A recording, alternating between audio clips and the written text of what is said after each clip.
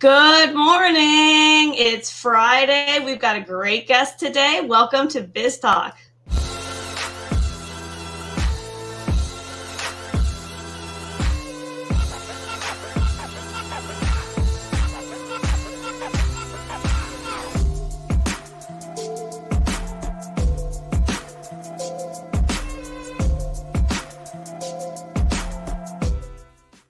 Good morning.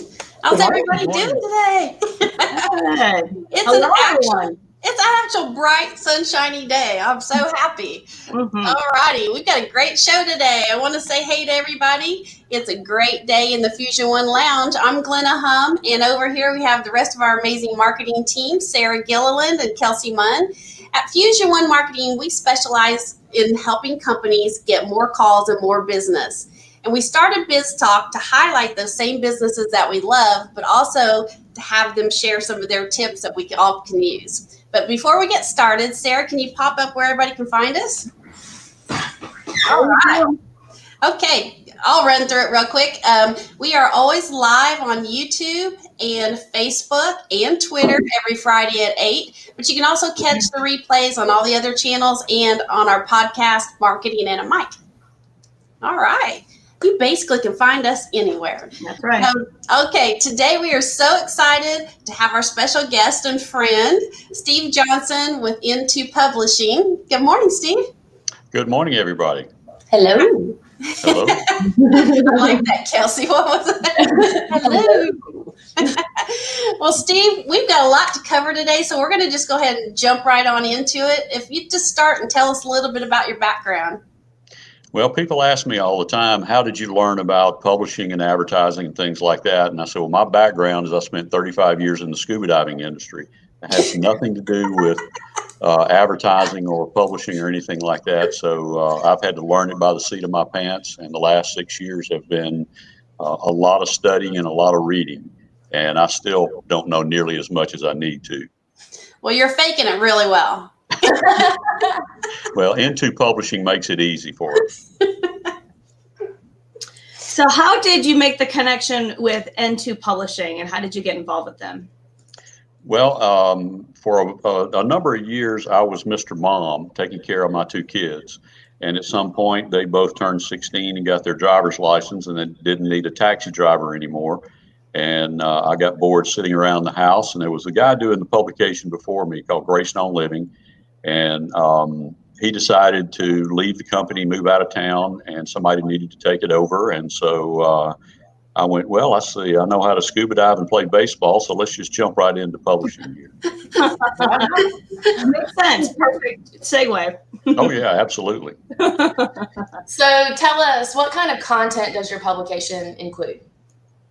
What kind of content? Mm-hmm.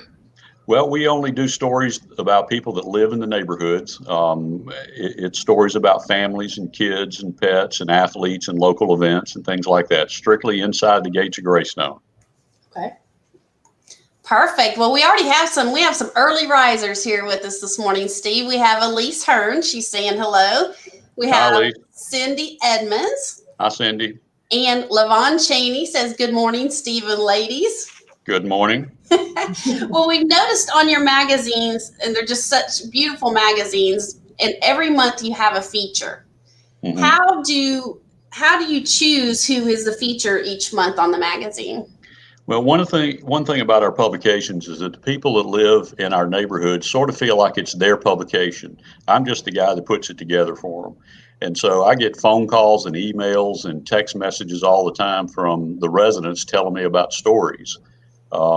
For instance, this month, one that's not even in the mailboxes yet, there's a young lady that has an appointment to West Point. And I never would have known about her except one of the residents sent me a text message, said, you need to contact this lady. And it's a fascinating story.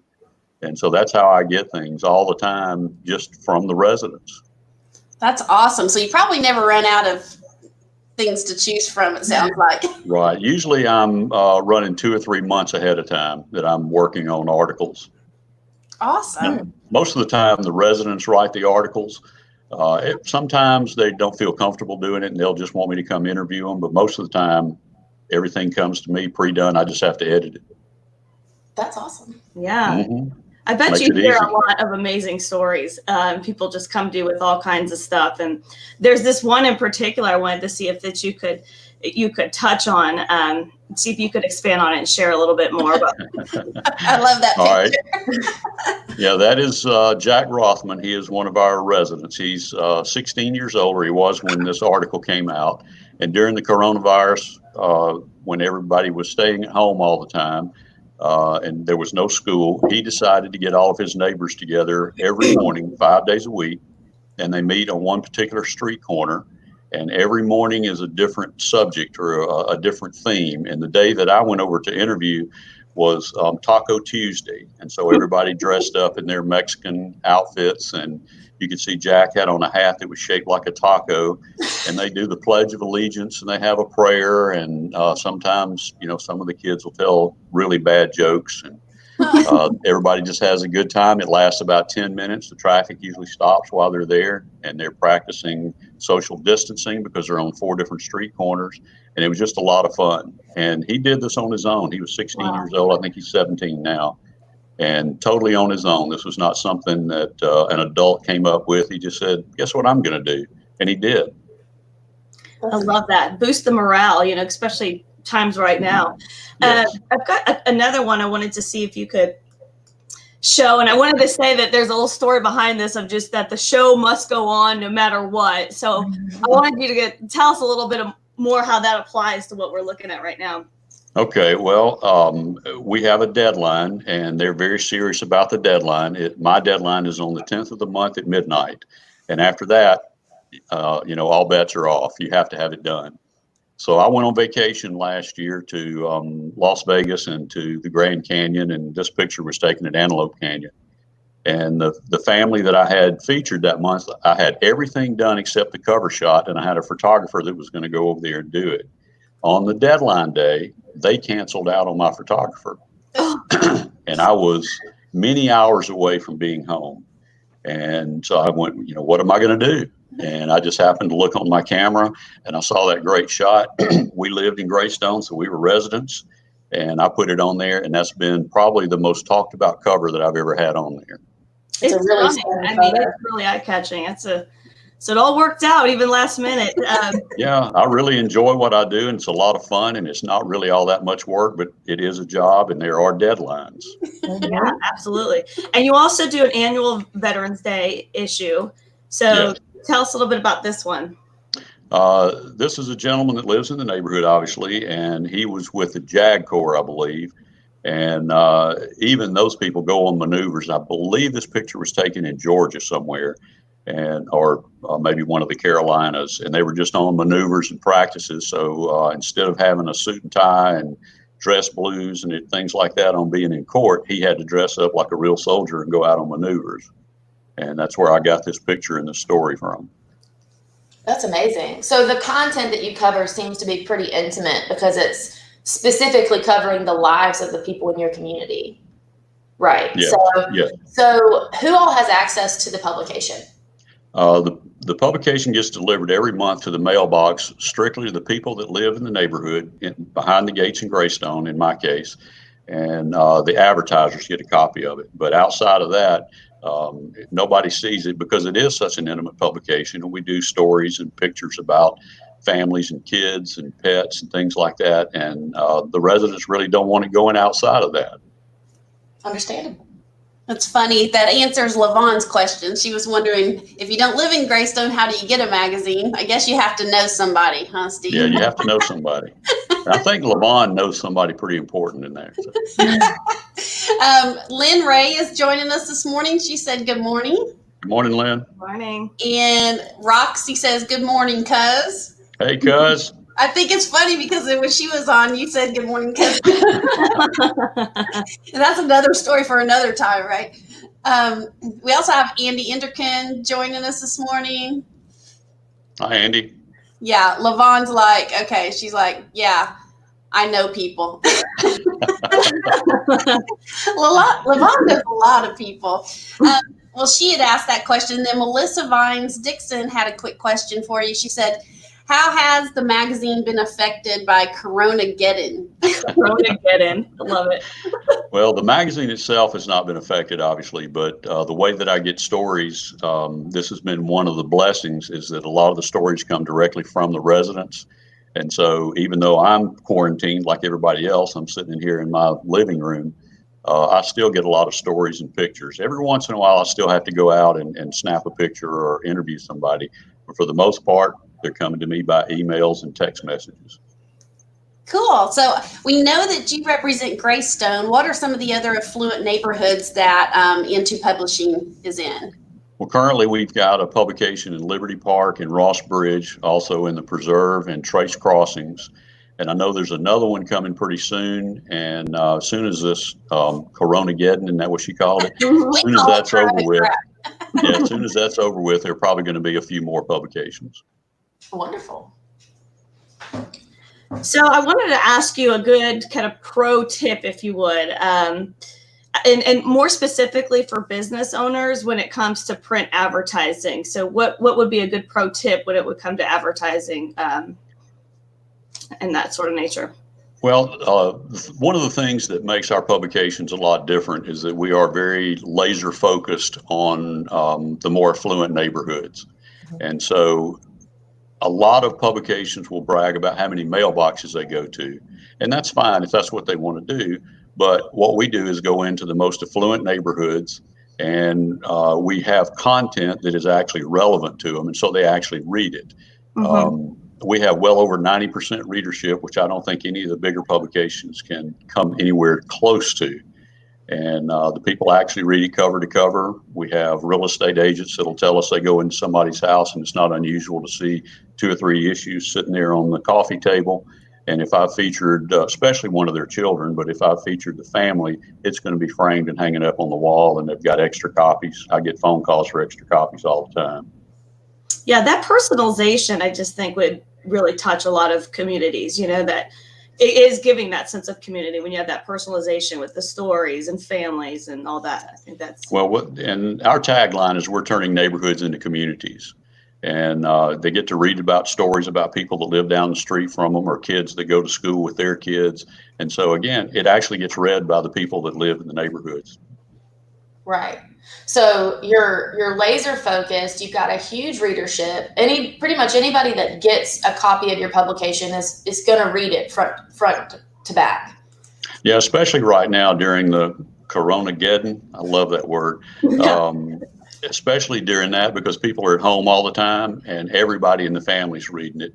Where some magazines possibly get read by the lady of the house. Is that politically incorrect?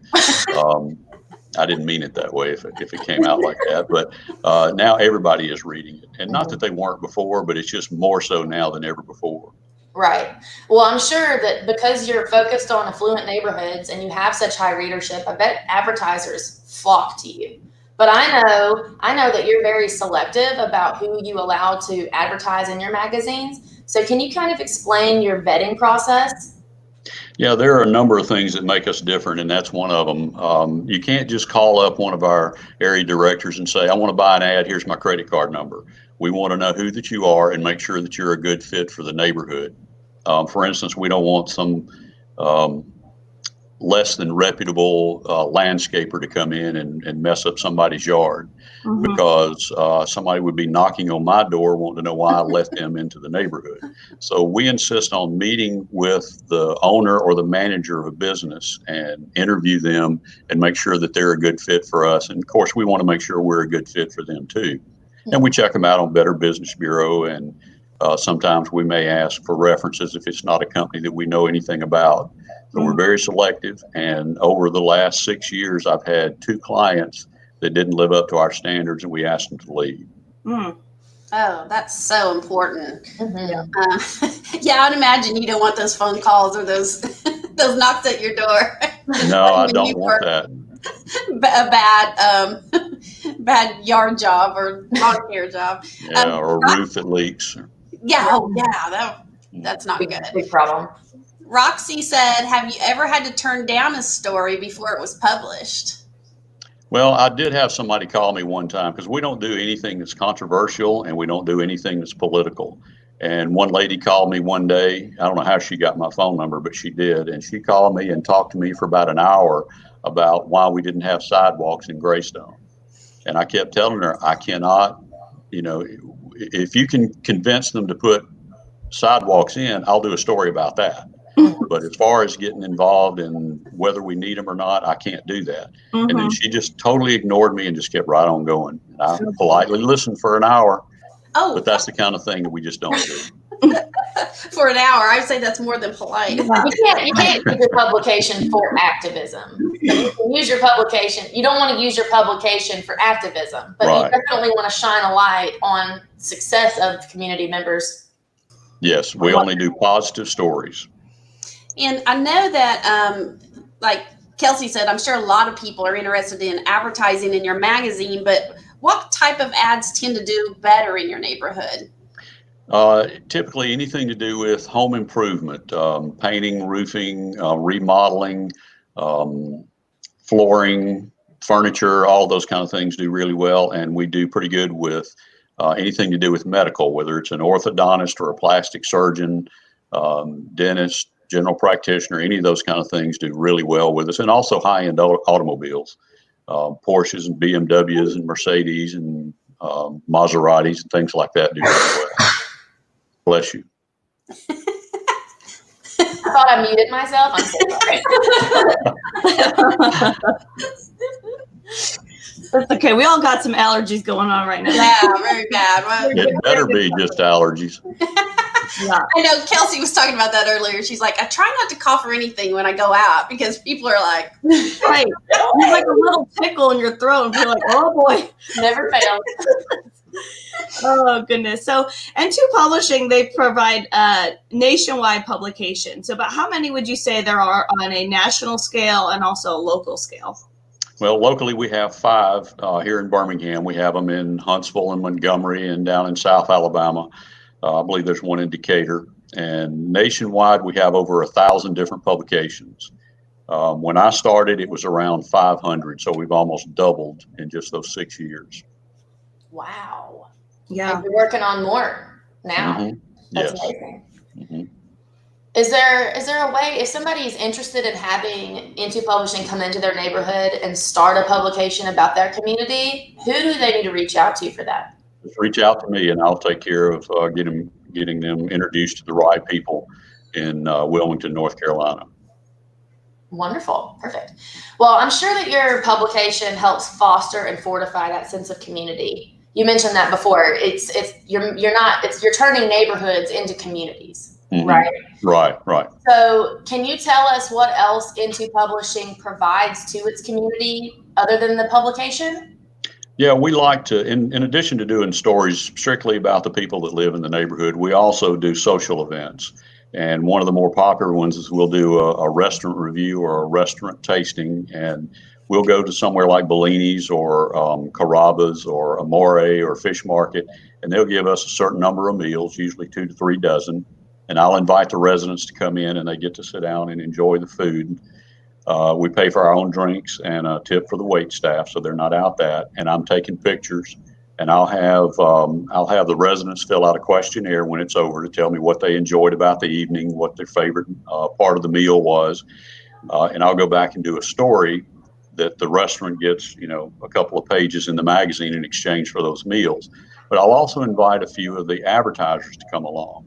And it's not a chance for them to sit down with a clipboard and take names for free estimates or anything like that, because I think the residents will be put off by that. So what it is just a chance to meet face to face with the residents, because you don't need, for instance, a roof, but hopefully every 10 to 15 years. And when you get ready to have one, we hope they think, well, you know what? I met that really nice guy. It's been 2 years ago, but he was a great guy we sat down and talked to at that restaurant. Let's give him a call. Mm-hmm. And so the residents get to see people they haven't seen in a while. They get to meet other residents that they didn't know existed. And we also get to meet some of the advertisers. That's awesome. yeah, that has to help with the trust value. And again, you're bringing everything, keeping it in the community, and people don't have to worry about if it's a good company to work with. So I think When it's all about forming relationships, and there's not a better way to form a relationship than a face-to-face conversation. well, we have somebody named Patty Stall. I think it's Stallhut. Is how you. Yeah, she's one of the residents here. Good friend of mine. She said she's really enjoying this interview, and thank you, Steve, for what you do for our community. Well, thank you. She helped out. I think she's been on our cover also. Oh. Well, we're glad to have you this morning, Patty. And then Cindy asked, how are you able to connect the residents with the advertisers during this time with all these restrictions? Well, we're still doing stories about one of our advertisers every month. We try to do that. And with the Coronageddon, we have not had any of our face-to-face restaurant reviews or wine tastings or anything, but that'll start up again pretty soon, I would imagine. So again, we're still doing stories about the residents, and we do stories about the advertisers, and it's only one per month. So it's not like some publications where there might be 15 different articles about advertisers that nobody's reading. Mm-hmm. We only do one. Yeah, that's so important that it's not.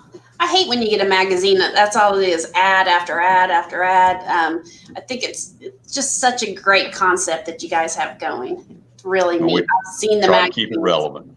Yeah, and they're beautiful magazines, and you just recently went full color, didn't you?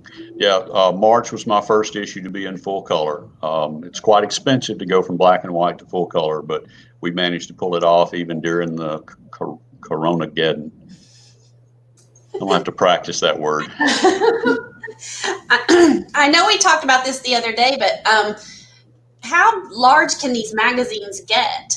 I mean, as far as if you have more and more advertisers, are you limited to the amount of pages that you use or can do? No, we're only limited. I think the largest one that they do is around 76 pages, but we just recently went to what's called perfect binding, which is the flat edge rather than being stapled.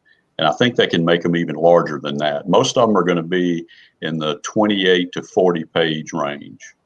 Okay. But, I can get as big as they want to get. So there's unlimited number of stories and everything that I can put in there.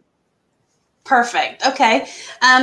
Well, when we got a lot of people watching today, and of course, we always want to know how we can help you. What are the best referral partners for you, or people that can help bring you advertisers? I guess just about anybody, and I hate to say it, it's such a broad thing like that, but again, the best things that work in our publications are usually going to be home improvement. So anyone who is in contact with those type of businesses on a regular basis, like a plastic surgeon or a dentist or an orthodontist. We have a dance studio.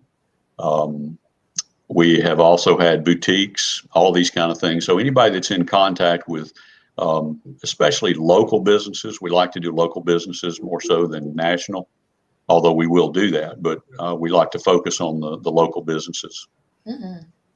Perfect. Throw your contact information for everybody out there. If you need to contact Steve for a story or to try to get into publishing into your neighborhood, or just to chat because he's a really nice guy. Or if you have, well, thank you. Or if you have somebody that would like to advertise, we'd really like to talk to them too.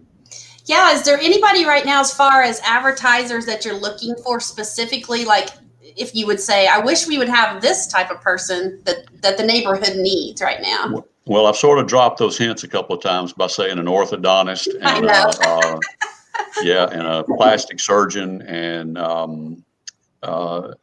somebody that does general contracting, like bathroom and kitchen renovations. Those are the kind of things. And I would love to have the Maserati dealer, for instance. I would love to have them in the publication. I think it'd be a perfect fit. Oh, I do too. Yeah. For everybody out there on the podcast, if you want to contact Steve Johnson with N2 Publishing, his phone number is 205-902-7177.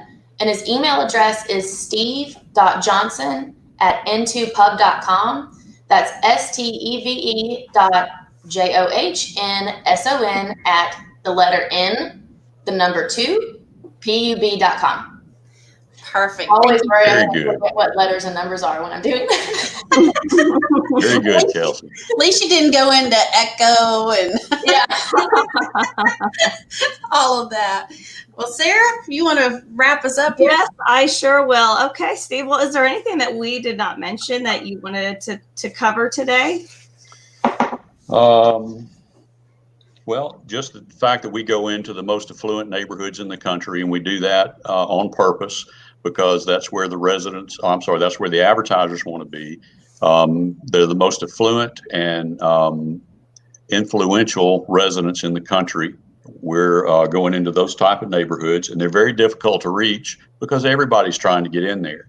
So we offer very relevant content that they actually read rather than throwing it straight into the recycle bin. Perfection. Very, very good. Good information. So we really appreciate your time. And before we go, we have our fun little series, the hot seat. So you hang on tight.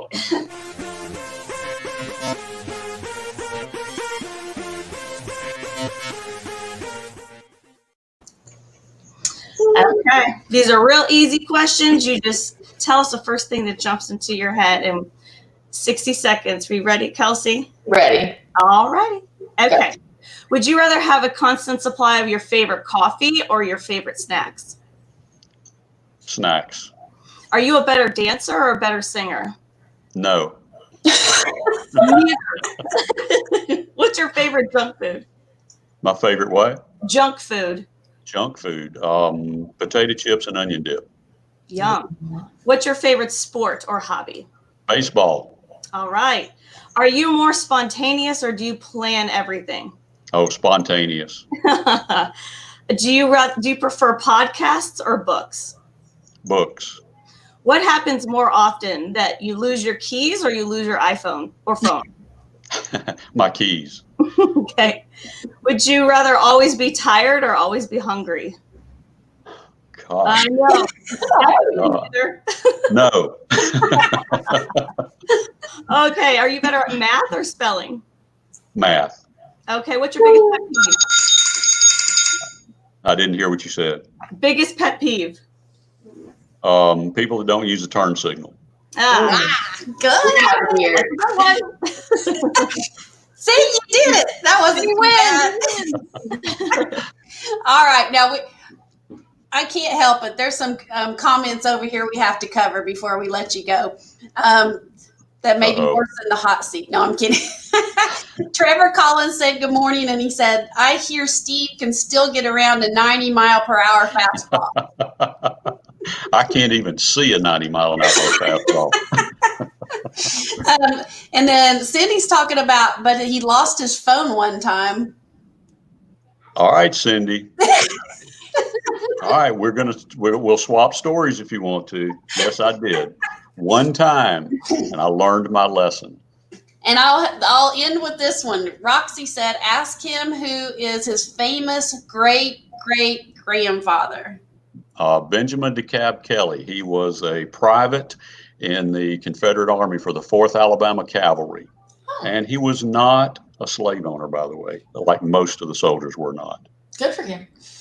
Awesome. Well, this has been so fun, Steve. We just really appreciate you taking time out of your morning to come on with us. And it's just been great. Well, thank you. I've really enjoyed talking with you. Well, I want to thank everybody else for joining us as well. And we will be back for marketing. I can't even talk this morning. We'll try it again. We will be back Tuesday morning at 8 for Marketing Mix. And then we will also be back next Friday at 8 with our special guest, Carrie Bailey from Child's Play Therapy Center. So y'all have a great weekend. And thanks for coming. Bye-bye.